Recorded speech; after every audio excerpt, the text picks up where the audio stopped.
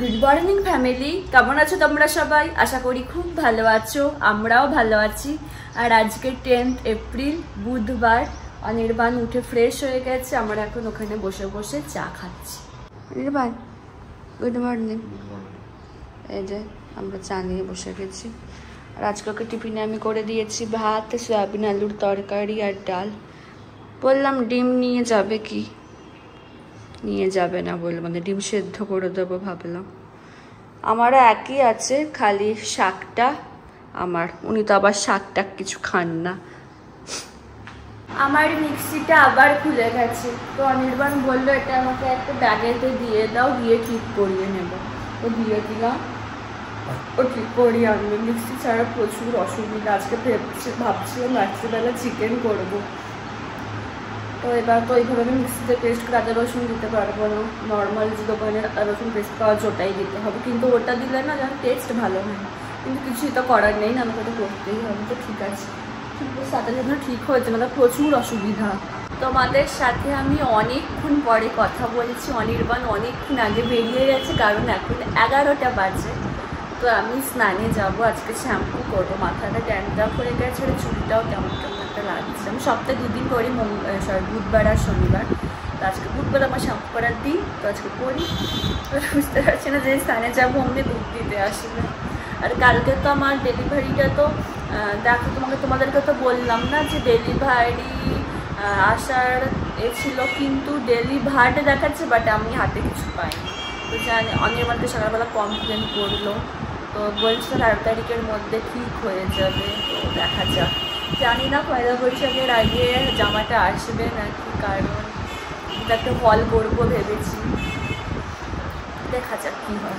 যদি না আসে ওটা ছাড়ে আমাকে হল দিতে হবে, কারণ আমি চাইছি ওটা পয়লা বৈশাখের দিন বা পয়লা বৈশাখের আগে দেওয়ার। দেখা যাক কী হয়। 12টা 45 হয়ে গেছে। আমি ভাবছি এবার লাঞ্চ করে নেবো, কারণ আমার খিদে পেয়ে গেছে। ডিমও সেদ্ধ করে নিয়েছি, তো রান্না তো সকালবেলাতে হয়েই গেছিলো। তো চলো আমি এখন খেয়ে নিই, খেয়ে নিয়ে তোমাদেরকে খাবারটা দেখাচ্ছি। মানে খেয়ে নিয়ে বলছি, সরি, খাবার বেড়ে নিয়ে তোমাদেরকে খাবারটা দেখাচ্ছি। এটা আজকে আমার লাঞ্চের মেনু: ভাত, শাক ভাজা, ডিম সেদ্ধ, সয়াবিন আলুর তরকারি, তার সাথে মুসুর ডাল। চলো এখন খেয়ে নিই। সন্ধে হয়ে গেছে, আমি এখন সন্ধ্যাটা দিয়ে দিই। আর আজকেও একটা পার্সেল আসার কথা ছিল, এখনও এলো না, কখন আসবে জানি না। মাসিও কিছুক্ষণ আগেই গেল কাজ করে। তো সন্ধ্যে দিয়ে রাতে রান্না শুরু করবো। আজকে রাতে রান্না করবো চিকেন কষা, তার সাথে রুটি।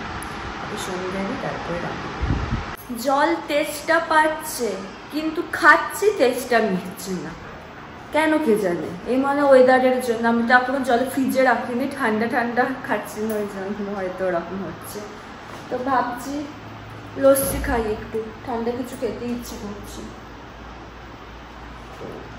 যখন আছে কেন খাবো না বলো তো? না থাকলে ঠিক ছিল। তোমাদেরকে সেদিনকেই বলছিলাম, থাকলে একটু বেশি খাওয়ার ইচ্ছেটা জেগে যায়। এই যে বার করে নিয়েছি, গ্লাসে ঢেলে এখন খাই। দুপুরে না একটু ঘুম হয়ে আর ঘুমই হলো না। এখন কি ঘুম পাচ্ছে আমার, কি বলবো তোমাদেরকে। তো এবার আমি তো ভাবছিলাম যে সন্ধে দেওয়ার পরই রান্না শুরু করে দেব, কিন্তু অত তাড়াতাড়ি রান্না করতে ইচ্ছা করছিল না। ওই জন্য ভাবলাম যে না থাক, একটু বসে একটু পরে রান্না শুরু করব। তখন আমি যাচ্ছি রান্না করতে, 6:30 বেজে গেছে। তো বললাম তো আজকে আমি চিকেন কষা করবো, তার সাথে রুটি করব। তো যেগুলো লাগে চিকেন করার জন্য, তো ওগুলো সব এখন কেটে নিই। আজকে আমাকে হেয়ার ড্রায়ার দিয়ে চুল আর শুকোতে হয়নি। দুপুরবেলা চুলটা খুলে শুয়েছিলাম ফ্যান অন করে, ওতেই শুকিয়ে গেছে। ফ্যানের হাওয়াটা এবার মাথাতে লাগছে না, ওই জন্য। কারণ যখন ফ্যানটা প্রচুর নোংরা ছিল, তখন তো বলছিলাম না তোমাদের কাছে, গায়েটা হাওয়া লাগছিল না। তো শ্যাম্পু করার পরে আমার চুল যেন কিছুতেই শুকোতে চাইতো না। তো এখন বেশ পুরো পরিষ্কার হয়ে গেছে, আর হাওয়াটা তো ভালো মতো মাথায় এসে পড়েছে। তো ওই জন্য চুল আমদাপনি শুকিয়ে গেছে। একদিকে ভালো হয়েছে, সবসময় হেয়ার ড্রায়ার দিয়ে মানে চুল শুকানো ভালো না, চুল খুব ড্রাই হয়ে যায়। তো ভালোই হয়েছে একদিকে। তোমাদেরকে বলছিলাম না কালকে আমার একটা পার্সেল আসার কথা ছিল, বা ডেলিভারিটা দেখাচ্ছে, কিন্তু আমাকে দিয়ে যায়নি। তো নিচে দিয়ে গেছিল, এইমাত্র নিচে যে থাকে সে এসে দিয়ে গেল। বলো দিদি একটা পার্সেল দিয়ে গেছিলো, আমি বলেছিল না আমার। আচ্ছা আচ্ছা ঠিক আছে বাবা, এত টেনশন করছিলাম না। ঠিক আছে, এই যে দেখো এখানে আমার চিকেন পুরো রেডি। এবার আটাটা মেখে রুটিটাও করে নিই। আমার রুটি কমপ্লিট হয়ে গেছে, আর আজকে যে পার্সেলটা আসার কথা ছিল ওটাও এসে গেছে, ভালো হয়েছে। পয়লা বৈশাখের সমস্ত জামা এসে গেছে, এবার আমি একটা হল বানাবো। আর এই কলটা মানে এই কলটা কথা বলছি, কি হয়েছে কে জানে, খালি জল পড়েই যায় ভালো করে না। আগে হতো না, কিছু হয়তো কিছু হয়তো হয়েছে। এখন মুখটা ভালো করে পরিষ্কার করে নিই। আর আজকে এত গরম করছে না, বা নির্বাণ অনেকক্ষণ আগে অফিস থেকে এসে গেছে, আমরা ডিনারে বসে গেছি, তারাও দেখাচ্ছে। এই যে চিকেন কষা, রুটি। নির্বাণ কেমন হয়েছে চিকেনটা খেয়ে বলবে, ঠিক আছে? কেমন হয়েছিল চিকেন? ভালো হইলো, ঝাল কম। হ্যাঁ, ঝালটা সত্যি আজকে একটুও হয়নি। আমি 4টে লঙ্কা দিলাম, ভাবলাম যে লঙ্কাগুলো তো ঝাল ছিল, প্রত্যেকটা ওটি লঙ্কা দিয়ে করছিলাম না, ঝাল ভালো মতোই ছিল। ঝাল হবে, ও বাবা খেতে সত্যি ঝাল হয় না আজকে, আমারও ঝাল লাগে।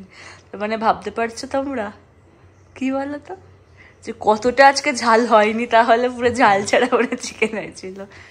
এমনি টেস্ট ঠিক ছিল তো। সত্যি আজকে চিকেনটা না ঝালই হয়নি। ভেবেছি 4টে লঙ্কা দিয়েছিলাম, বাট ওই লঙ্কাগুলো মানে আগে তো ওই লঙ্কাগুলো দিয়ে করতাম, ঝাল হতো, ওই জন্য লঙ্কা দেবো, বাবা ঝাল হয়নি। ঠিক আছে, তাহলে আজকের ব্লগটা এখানে শেষ করছি। যদি আমার ভিডিওর কিছুটা হলেও তোমাদের ভালো লেগে থাকে, তাহলে অবশ্যই তোমরা আমার চ্যানেলটাকে সাবস্ক্রাইব করো, আর আমার ভিডিওগুলোকে লাইক, কমেন্ট আর শেয়ার করো। আর ডেসক্রিপশন বক্সে আমার ইনস্টাগ্রাম লিঙ্ক দেওয়া থাকলো, তোমরা ওখানে আমাকে ফলো করতে পারো। তোমাদের সাথে আবার নেক্সট ব্লগেতে দেখা হচ্ছে। আজকের মতো টাটা, গুড নাইট।